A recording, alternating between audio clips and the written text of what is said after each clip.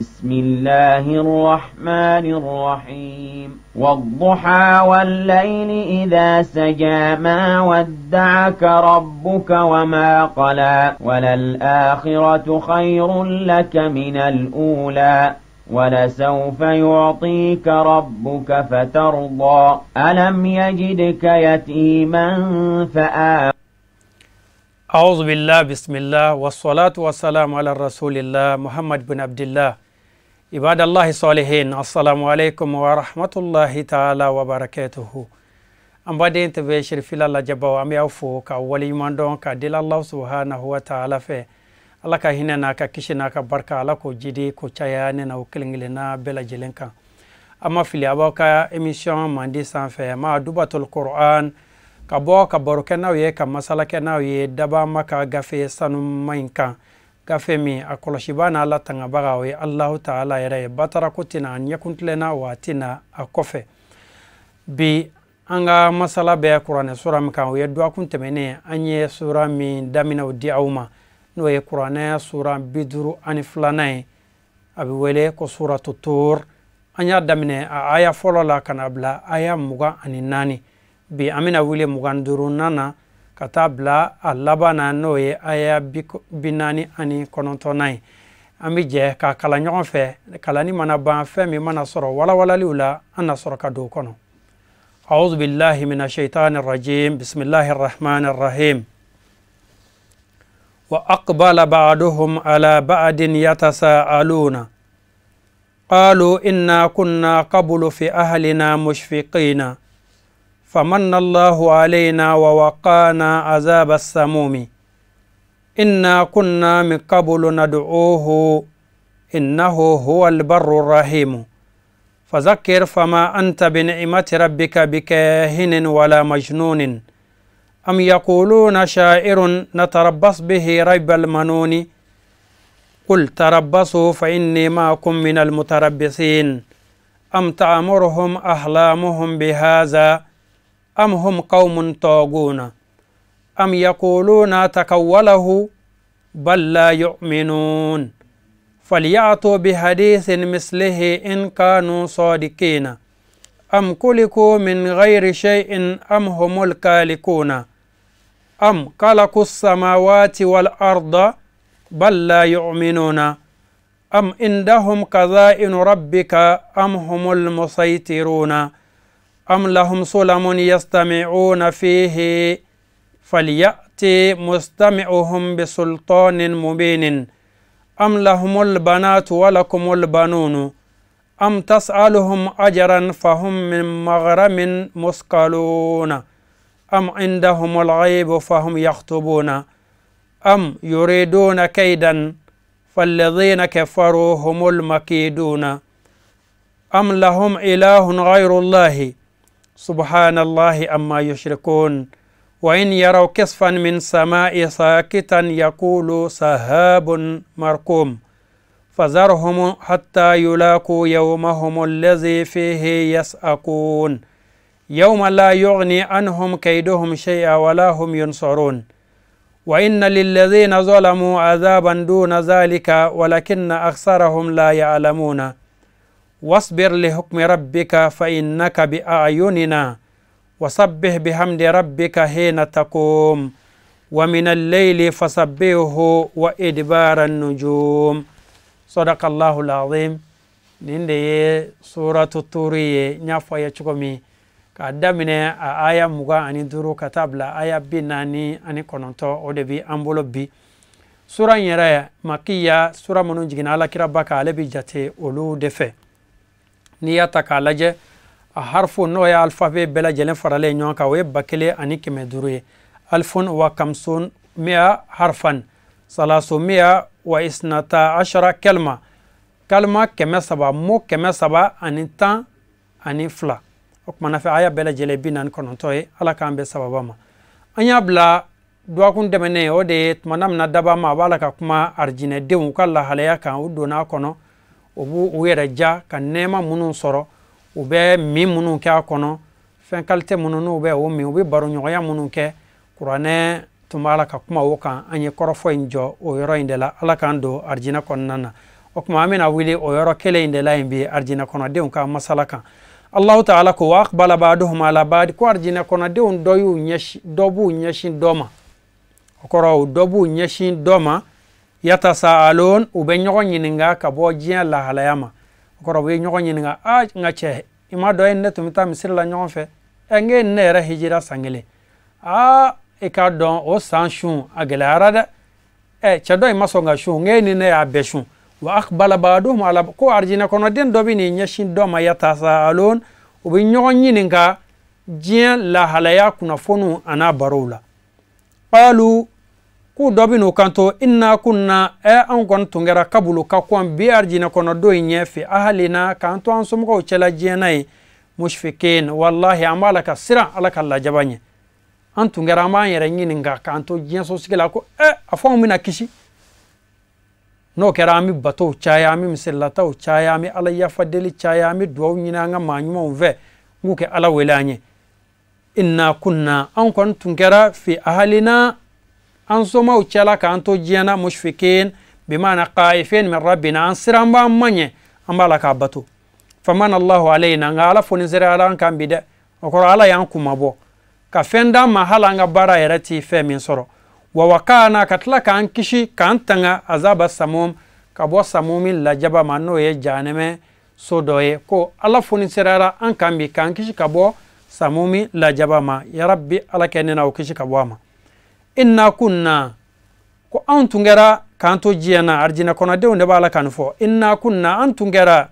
min qabuli ka kuan bi arjina kono do nye nadu uhu ami Allah subhanahu wa ta'ala wele ala min foni seraran kani ka kuan bi nye ngan tumala ka ala ine wele do tay hasbunallahu chama foli do tay astaghfirullah foli do tay ya latifu ye an tungera mi ala wele bade minke ngo akera bide kama innahu an yala min goni wele ala huwal barru masa nyumando de be mana huwal muhsin masa nyumando masa bado masa minakan arrahim wa ka hina fene o kabo o ferelendo zu rahmatin wasi'a hina ferelen tigido fazakir ala ko muhammadu hakili jiginke fama anta bi ni'mati rabbika ekon make ni maka ni nabi nyumanyan ye fiew bike hinin kiye buguri dalaye walma kiye kuna kuma folaye walma kibe dogolen la kali mogoye ke hinin de mogo munu bi buguru daka kolonu fili okmana fe ka nyini ka fo ku be dogolen fo mogoye komi magan kafiru tungo kirama ko buguri dala dedo ko majitiki dedo korotitiki dedo Allah ta'ala ko fazakir Muhammadu ka kuma kani toro de Qur'an la se fama anta bi ni'mati rabbika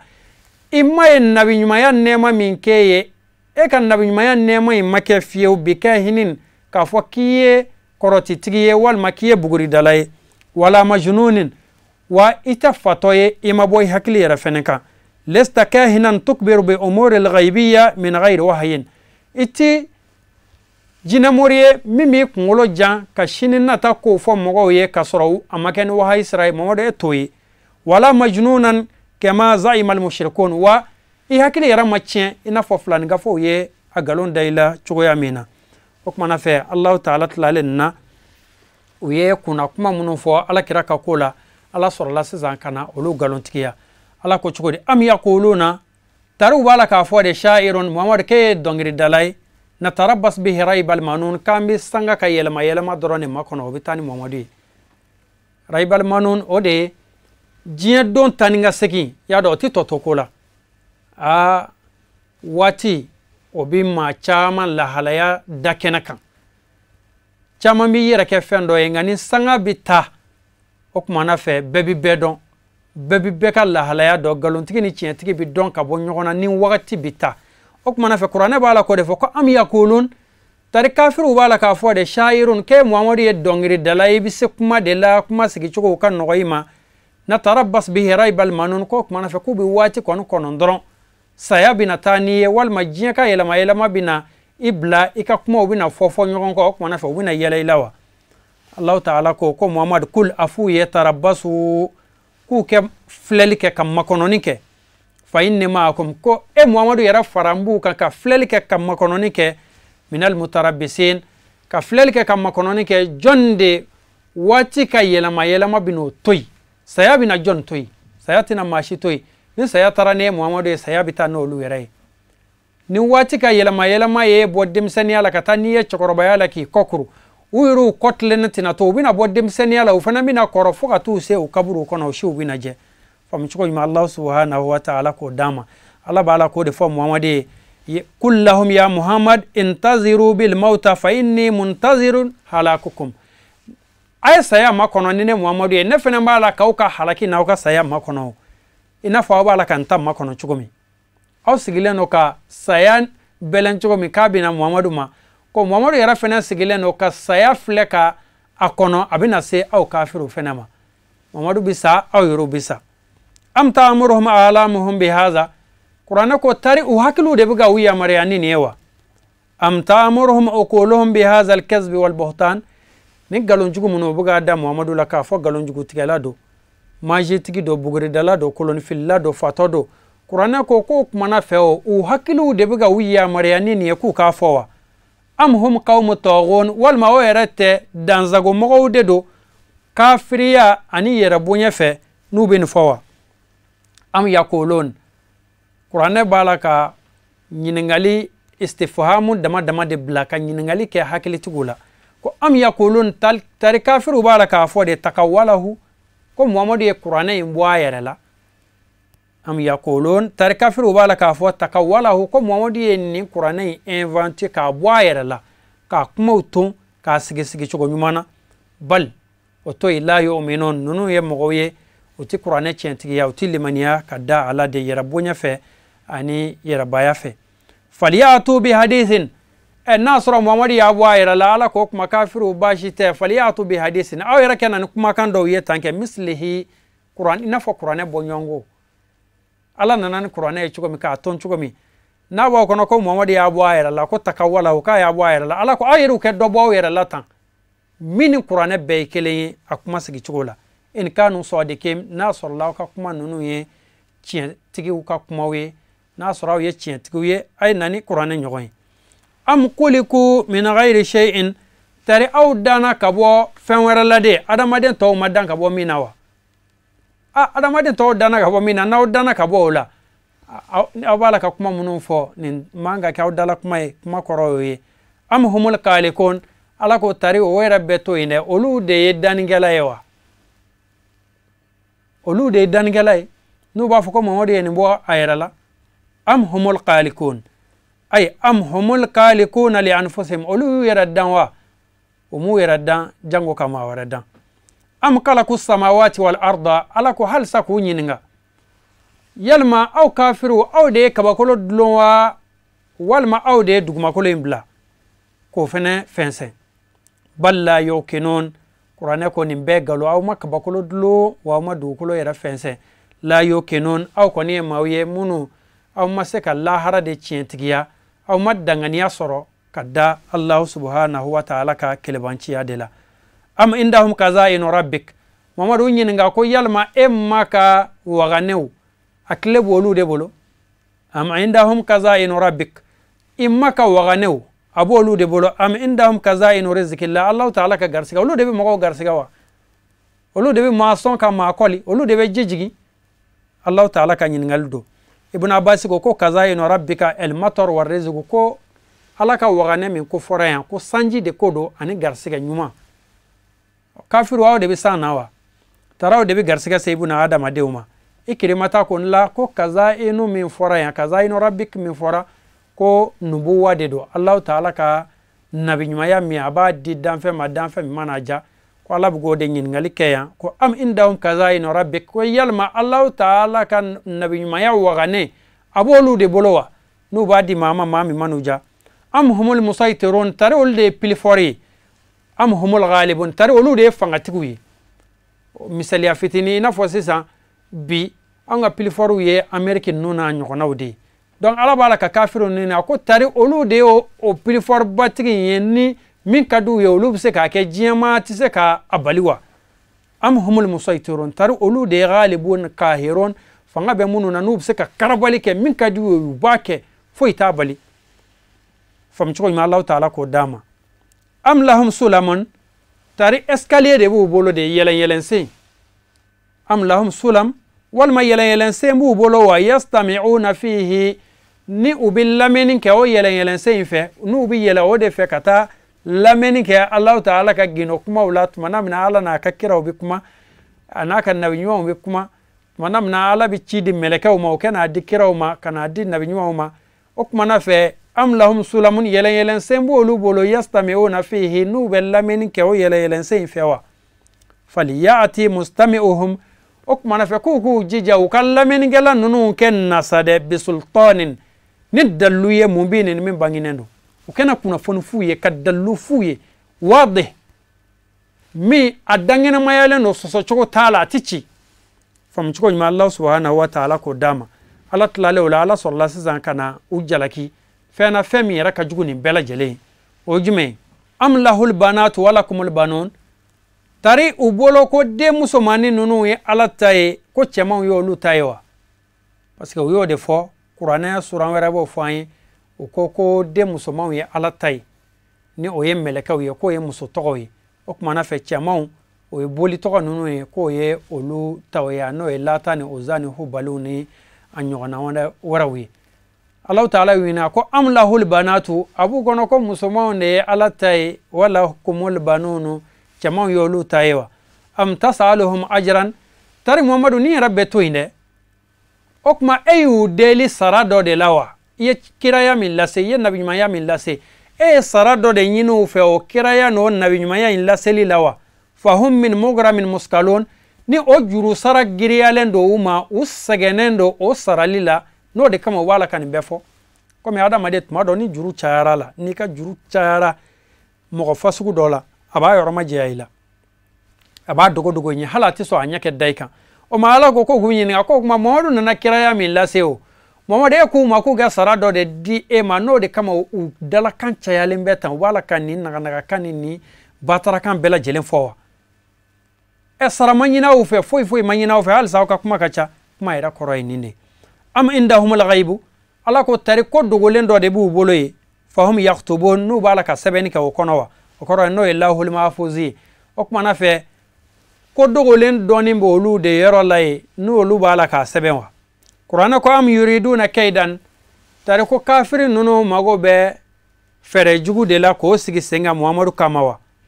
uba fe ke muhammadu faga de wa tare bala ka fere jugu jumene nyini ko sigi senga muhammadu kama Allah ta'ala koti قرآن سورة أنفال وإذ يمكر بك الذين كفروا ليثبتوك أو يقتلوك أو يخرجوك ألاكو فالذين كفروا هم المكيدون كافر نونو كوني فتر ولا نونو أولو دي فرجوغو تغلاوية أولو دي فرجوغو سيبغاوية سينكا قرآن كو ولا يهيكو مكروسي إلا بأهله سورة فاتر الله كو فرجوغو دون سيبغا سينكا أقول الله تسيغي ماشيما فو علي ري مغم بالك فرجكو سيغي سينغا قولوا بيسا عليه ردما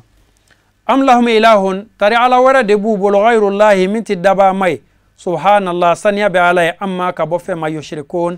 وبالك مي فرا الله سبحانه وتعالى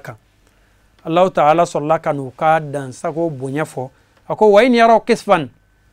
كون نونكا كان غليا في حلني على الله تعالى كبكلو يرى دوتيغي كو يراولا وين يرى كسفن كسفن دي قطعة من السماء هل نعلى الله تعالى كبكلو يرونين دو دي تيكي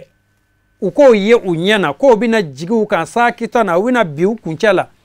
يقولون كيبه كافروا مغامي صحابون چاو كنت فوي كبا نغو دوكو مركوم من جرى لا نيونكا ala ko hal nale kabakolo yoro do tike ko dlo kafirin nunguna wira nyaka ko nawman take samen chwankuna ala ko wallahi utale take fiyo kibinu dom mangame ko sahabun markum kunte foye kaba nogodo ko markum bimana mutarakim ba'du ba'd